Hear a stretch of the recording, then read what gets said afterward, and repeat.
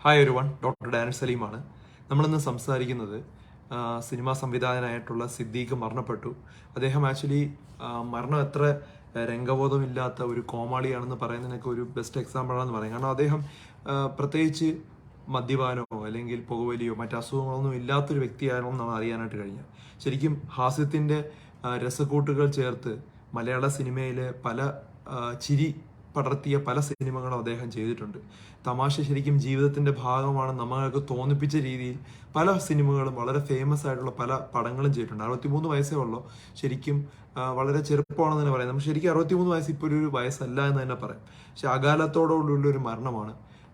ഞാൻ അമൃതയിലാണ് ആക്ച്വലി പഠിച്ച സമയത്ത്. അപ്പം അതുകൊണ്ട് തന്നെ അദ്ദേഹം അഡ്മിറ്റ് ആയ സമയത്ത് തന്നെ ഞാൻ അറിഞ്ഞു അദ്ദേഹത്തിന്റെ അസുഖങ്ങളും അതുപോലെ ക്രിട്ടിക്കലായ സമയത്തും വെന്റിലേറ്ററായ സമയത്തും എല്ലാം നമ്മൾ വ്യക്തമായിട്ട് അറിയുന്നുണ്ടായിരുന്നു. സിനിമയിലുള്ള പല വ്യക്തികളുമായിട്ടുള്ള സൗഹൃദം ഉള്ളതുകൊണ്ട് പല ആളുകളും മെസ്സേജ് അറിയിക്കാറുണ്ട്.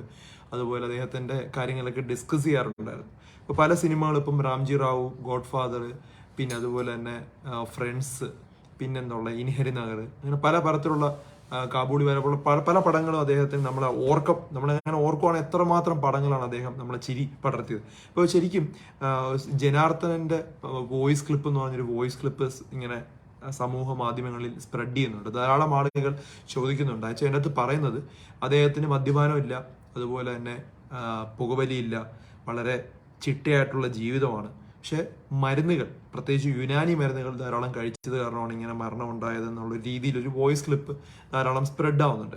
ഇപ്പൊ ഈ കരൾ രോഗം കൊണ്ടാണോ അദ്ദേഹം മരണപ്പെട്ടത്? അതായത് അത് നമ്മൾ അതിനെക്കുറിച്ച് ഡീറ്റെയിൽ ആയിട്ട് പറയുന്നതിനെക്കാട്ടും കരൾ രോഗം എങ്ങനെയൊക്കെ നമുക്കൊരു ടേക്ക് ഹോം മെസ്സേജ് ആയിട്ട് പറയുവാണെങ്കിൽ ആക്ച്വലി കരൾ രോഗം മദ്യപാനം അല്ലാതെ വരുമെന്ന് ആദ്യം മനസ്സിലാക്കുക. പല സിനിമാ നടന്മാരെല്ലാവരും മരിക്കുന്നത് കരൾ രോഗം കൊണ്ടാണെന്നും അത് കരൾ രോഗം ഉണ്ടാകാനുള്ള കാരണം മദ്യപാനമാണെന്നുള്ള ഒരു വ്യാജ പ്രചാരണം ധാരാളം ഉണ്ടാകുന്നുണ്ട്. ശരിക്കും നമ്മൾ മനസ്സിലാക്കേണ്ട ഒരു കണ്ടീഷനുണ്ട്. NAFLD എന്നൊരു അസുഖമുണ്ട്. Non alcoholic fatty liver disease എന്നൊരു ഡിസീസാണ്. അതായത് മദ്യപാനമില്ലാത്ത വ്യക്തികളിലും ഈ NAFLD വരാറുണ്ട്. ഇത് ഫാറ്റി ലിവർ നമ്മൾ പറയുന്ന പല അസുഖങ്ങളുടെ ഒരു ആദ്യത്തെ ലെവൽ നമുക്കറിയാം. ഫാറ്റി ലിവർ സ്റ്റേജ് 1 2 ഒക്കെ നമുക്കറിയാം. ഇത് സ്റ്റേജ് 4 3 കഴിയുമ്പോൾ തന്നെ അത് ക്രിട്ടിക്കൽ സ്റ്റേജിലോട്ട് വരും. സിറോസിസ് എന്നുള്ള അവസ്ഥയിലെത്തും. സിറോസിസ് എന്ന് പറഞ്ഞാൽ നമ്മൾ സാധാരണ വലിയ മുറിവുകളൊക്കെ ഉണ്ടാകുന്ന സമയത്ത് എന്ത് പറ്റും? ഉണങ്ങുന്ന സമയത്ത് ഒരു പാടുണ്ടാവും, അല്ലെ, സ്കാർ.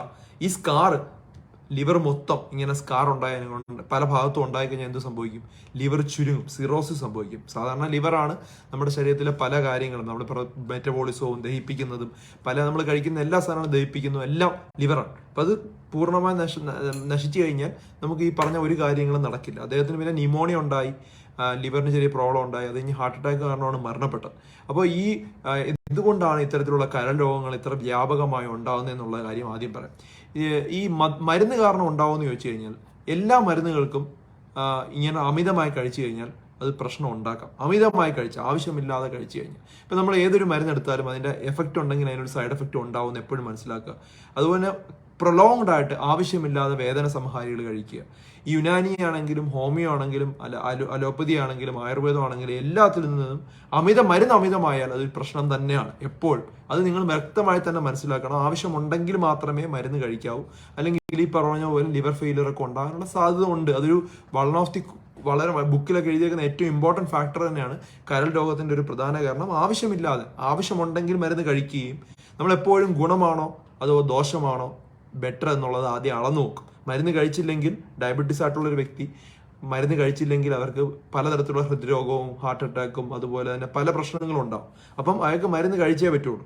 ആ മരുന്നിൻ്റെ അകത്ത് ഏറ്റവും സൈഡ് എഫക്റ്റ് ഇല്ലാത്ത വളരെ കുറച്ച് പാർശ്വഫലങ്ങളുള്ള മരുന്ന് സെലക്ട് ചെയ്തിട്ട് വേണം കഴിക്കാൻ. അങ്ങനെ കഴിക്കുമ്പോഴത്തേക്ക് നമുക്ക് വരുന്ന കോംപ്ലിക്കേഷനെയും കാട്ടും ഈ ഒരു കോംപ്ലിക്കേഷൻ ഇല്ലാത്തതുകൊണ്ട് അങ്ങനെയാണ് നമ്മൾ മരുന്ന് കഴിക്കേണ്ടത്. അല്ലാതെ ആവശ്യമില്ലാതെ മരുന്നുകൾ കഴിക്കുക. പല എനർജി ഡ്രിങ്ക്സ് ഇറങ്ങിയിട്ടുണ്ട്, പല ഹെൽത്ത് പ്രൊഡക്ട്സുകൾ ഇപ്പോൾ ഉണ്ട്. അപ്പോൾ അതൊന്നും ആക്ച്വലി സ്റ്റഡീസ് ഒന്നും നടക്കാത്ത ഹെൽത്ത് പ്രൊഡക്ട്സുകളാണ്. അതുപോലെ തന്നെ ധാരാളം അഡ്വർടൈസ്മെന്റ് ഉണ്ട്. പലവരും പറയുന്നത് ഈ വൈറ്റമിൻ കുറച്ച് എൻ്റെ അസുഖം മാറി, അല്ലെങ്കിൽ എൻ്റെ വൈറ്റമിൻ കഴിച്ച് എനിക്ക് സ്കിന്ന് വെളുക്കാൻ പറ്റി എന്നൊക്കെ പറഞ്ഞ് പല അഡ്വർടൈസ്മെന്റ് ഉണ്ട്. അപ്പോൾ അത് കണ്ട് പല ആളുകളും സ്വന്തമായി മരുന്ന് വാങ്ങിച്ച് കഴിക്കാറുണ്ട്, അല്ലെങ്കിൽ ഈ ഒരു തെറ്റിദ്ധാരണ കാരണം ഉപയോഗിക്കാറുണ്ട്. പിന്നെ പല ആളുകളും എന്തെങ്കിലും ചെറിയ അസുഖം വന്നാൽ തന്നെ മെഡിക്കൽ സ്റ്റോറിൽ പോയി മരുന്ന് വാങ്ങിച്ച് കഴിക്കും. പിന്നെ അതുപോലെ ഒരാൾ പറയും, ഞാൻ ഈ ആന്റിബയോട്ടിക് കഴിച്ച്, ഞാൻ ഈ അമോക്സിലിൻ കഴിച്ചിട്ടാണ് അസുഖം മാറിയത്, അല്ലെങ്കിൽ ഞാൻ ഈ ആയുർവേദം മരുന്ന് കഴിച്ചിട്ടാണ് മാറിയെന്ന് പറഞ്ഞ് ഡോക്ടറെ അടുത്തൊന്നും ചോദിക്കാതെ മറ്റ് അസുഖങ്ങളുള്ള വ്യക്തികൾ തന്നെ ഇതെടുത്ത് കഴിച്ചു കഴിഞ്ഞാൽ ഫാറ്റി ലിവർ പോലുള്ള പ്രശ്നങ്ങളും ലിവർ ഫെയിലിയറും ഒക്കെ ഉണ്ടാവാൻ സാധ്യതയുണ്ട്. അത് നല്ലോണം വ്യക്തമായി മനസ്സിലാക്കിയിരിക്കണം. നമ്മൾ വേദനയില്ലാത്ത ഫാറ്റി ലിവറിന്റെ ആദ്യത്തെ സ്റ്റേജിലൊന്നും വേദനയൊന്നുമില്ല. കരളിന് ചുറ്റും ഉണ്ടാവുന്ന കൊഴുപ്പ് അടിഞ്ഞു കിടക്കുമ്പോഴാണ് ഈ പ്രശ്നം ഉണ്ടാകുന്നത്. കുറെ നാൾ കഴിയുമ്പോഴാണ് ലിവറിന്റെ എൻസൈംസ് ഒക്കെ കുറച്ചുകൂടി കൂടി വരുമ്പോഴത്തേക്കാണ് ഇറിവേഴ്സിബിൾ ഡാമേജിലോട്ട് പോകുന്നത്. ഇതിന് പ്രത്യേകിച്ച് വേറെ കാരണങ്ങളുണ്ട്. ഇപ്പം ഹെപ്പറ്റൈറ്റിസ് ബി പോലുള്ള അസുഖം വന്ന അതൊരു മഞ്ഞപ്പിത്ത രോഗമാണ്. ഹെപ്പറ്റൈറ്റിസ് സി പോലുള്ള അസുഖം, ഹെപ്പറ്റൈറ്റിസ് ബി വരുന്നതും സി വരുന്നതും പ്രധാനമായിട്ടും സെക്ഷുവലി ട്രാൻസ്മിറ്റഡ് ഡിസീസാണ്. പിന്നെ അതുപോലെ സിറിഞ്ച് ഷെയർ ചെയ്താലൊക്കെ അങ്ങനെ വരാം. പിന്നെ അതുപോലെ മദ്യപാനം പ്രധാന കാരണമാണെന്ന് അറിയാലോ, നിങ്ങൾക്ക് എല്ലാവർക്കും അറിയാം. പക്ഷെ മദ്യപിക്കാത്ത ആളുകളിലും ഇത് വരാറുണ്ട്, ജനറ്റിക് ആയിട്ട് വരാറുണ്ട്. ഈ മരുന്നുകൾ അമിതമായി കഴിച്ചാൽ അമിതമായ പൊണ്ണത്തടിയുണ്ട്. അതുപോലെ വെയിറ്റ് കുറയാൻ വേണ്ടി വളരെ വേഗം ശ്രമിക്കുന്ന ആളുകളിലും ഈ പ്രശ്നം ഉണ്ടാവാറുണ്ട്. വളരെ ഫാസ്റ്റ് ആയിട്ടുള്ള ഡയറ്റ് പ്ലാൻ ചെയ്യുന്നുണ്ട്. ഡയബറ്റീസ് അൺകൺട്രോൾഡ് ആണ്, ഹൈ ആയിട്ടുള്ള ആളുകളിലും ഇതുപോലെ ഇതുണ്ടാവാറുണ്ട്. ഈ ഫാറ്റി ലിവർ നല്ലോണം ഉണ്ടാവാം. പിന്നെ അതുപോലെ ഇൻസുലിൻ റെസിസ്റ്റൻസ് എന്ന് പറയും. അതായത് നമ്മൾ ഒത്തിരി മധുരമുള്ള സാധനങ്ങളും പ്രോസസ്ഡ് ആയിട്ടുള്ള ഫുഡും നല്ലോണം കഴിക്കുകയാണ്, അല്ലെങ്കിൽ പഞ്ചസാര പാനീയങ്ങൾ, ജ്യൂസ്, നല്ലോണം മധുരമിട്ട ജ്യൂസുകൾ നല്ലോണം കഴിച്ചാലും ലിവറിന് ചുറ്റും കൊഴുപ്പുണ്ടായി ഇൻസുലിൻ റെസിസ്റ്റൻസിലോട്ട് പോകും. ഇങ്ങനെ ഇൻസുലിൻ റെസിസ്റ്റൻസ് കണ്ടിന്യൂസ് ആയിട്ട് നിന്നാൽ അത് ഫാറ്റി ലിവർ ഉണ്ടാവാനുള്ള സാധ്യത ഉണ്ട്. അതുപോലെ തന്നെ റിഫൈൻഡ് ഷുഗർ, ഞാൻ പറഞ്ഞ കൃത്യമായിട്ടുള്ള പഞ്ചസാരകൾ അമിതമായി ഉപയോഗിക്കുക, metabolic syndrome, cholesterol, diabetes, hyper tension ഉള്ള അസുഖങ്ങൾ കണ്ടിന്യൂസ് ആയിട്ട് നിൽക്കുകയും കൺട്രോൾ ആവാതെ നിന്ന് കഴിഞ്ഞാലും ഫാറ്റി ലിവറും ഇതുപോലുള്ള പ്രോബ്ലംസ് ഉണ്ടാവും. ഇതെല്ലാം ഇതിന്റെ കാരണങ്ങളാണ്. അപ്പം മരുന്നൊരു പ്രധാന ഫാക്ടറാണെന്ന് മനസ്സിലാക്കുക. പ്രധാനമായിട്ടും പ്രോപ്പർ സ്റ്റഡീസ് നടത്താത്ത പല മരുന്നുകൾ ഇപ്പോൾ വിപണികളിലുണ്ട്. ഇപ്പോൾ ഒരു അലോപ്പതി, ഇപ്പം മെറ്റ്ഫോമിൻ എന്നുള്ളൊരു മരുന്ന് എടുക്കുകയാണെങ്കിൽ മെറ്റ്ഫോമിൻ എന്നുള്ള മരുന്നിന്റെ എഫക്റ്റ് വ്യക്തമായ ആ ബുക്കിൽ എഴുതിയിട്ടുണ്ട്, അതുപോലെ അതിന്റെ സൈഡ് എഫക്റ്റും വ്യക്തമായി എഴുതിയിട്ടുണ്ട്. അതുപോലെ സ്റ്റഡീസ് നടക്കാത്ത പല മരുന്നുകളും സമൂഹത്തിൽ വ്യാപകമായിട്ട് അവൈലബിൾ ആണ്. എൻ്റെ ഒരു വളരെ ക്ലോസ് ആയിട്ടുള്ള ഒരു റിലേറ്റീവ് ഇതുപോലെ തന്നെ ഒരു മരുന്ന് ഇത് വിശ്വസിച്ച് ഒരു കൂട്ടം മരുന്നെടുത്ത് കഴിക്കുകയും കിഡ്നി ഫെയിലർ ഉണ്ടാവുകയും ചെയ്തു. പിന്നെ അതിനുശേഷം ഡയാലിസിസിലൊക്കെ പോകേണ്ടി വന്നു, ഭയങ്കര കോംപ്ലിക്കേറ്റഡ് ആയിട്ട് പോയി. അപ്പോൾ ഇതിൻ്റെയൊക്കെ പ്രധാന കാരണം സ്റ്റഡീസ് പ്രൂവൺ ആവാത്ത മരുന്നുകൾ അല്ലെങ്കിൽ ലേഹ്യങ്ങൾ, അതുപോലുള്ള സാധനങ്ങൾ സ്റ്റഡീസ് പ്രൂവൺ ആയിട്ടുണ്ട്, സൈഡ് എഫക്റ്റും വന്ന് സമൂഹത്തിൽ ഇറങ്ങിയിട്ടുള്ളൂ. അപ്പോൾ സമൂഹത്തിൽ അങ്ങനെ അല്ലാത്ത ഒത്തിരി മരുന്നുകളുണ്ട്.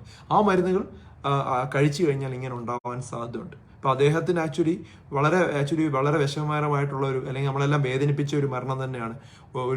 നമ്മളെ ഒത്തിരി ചിരിപ്പിച്ച ഒരു നല്ലൊരു വ്യക്തിയാണ്. അതായത് തന്നെ ഇന്റർവ്യൂ ഒക്കെ കേട്ടിട്ടുണ്ട്, വളരെ തമാശ നിറഞ്ഞതും അതുപോലെ എപ്പോഴും എല്ലാവരുടെ വളരെ സന്തോഷത്തോടെ പെരുമാറുന്ന ഒരു വ്യക്തി തന്നെയാണ്. അപ്പം എൻ്റെ മരണകാരണം എന്തോ ആയിക്കോട്ടെ, നമ്മൾ അതിനെക്കുറിച്ച് ഇനി ചെയ്യാൻ നിൽക്കേണ്ട എന്ന് തന്നെയാണ് അഭിപ്രായം. പക്ഷെ ഇങ്ങനൊരു വോയിസ് ക്ലിപ്പ് ധാരാളമായതുകൊണ്ട് ധാരാളം ആളുകൾ മെസ്സേജ് അയക്കുന്നുണ്ട്, ഫാറ്റി ലിവർ കാരണമാണോ, ഇങ്ങനെ യുനാനി മരുന്ന് കഴിച്ചുകൊണ്ടാണോ അദ്ദേഹം മരണം സംഭവിച്ചത് എന്നുള്ള സംശയം എല്ലാവരുടെയും മനസ്സിലുണ്ട്. അപ്പോൾ ഇത് വ്യക്തമായി മനസ്സിലാക്കിയിരിക്കുക. ഈ ഒരു സമയത്ത് ഇതിനെക്കുറിച്ച് പറഞ്ഞു തന്നാൽ നിങ്ങൾക്ക് കുറച്ചുകൂടെ മനസ്സിലാവുമെന്ന രീതിയിലാണ് ഞാനിപ്പോൾ ഹോസ്പിറ്റലിൽ നിന്ന് തിരിച്ചു വന്നതേ ഉള്ളൂ. ഇത് മറ്റുള്ളവർക്ക് ഷെയർ ചെയ്ത് കൊടുക്കുക. മറ്റൊരു വീഡിയോയുമായി ഡോക്ടർ ഡി ബെറ്റർ ലൈഫ് ഉടനെ വരുന്നതായിരിക്കും. Take care everyone.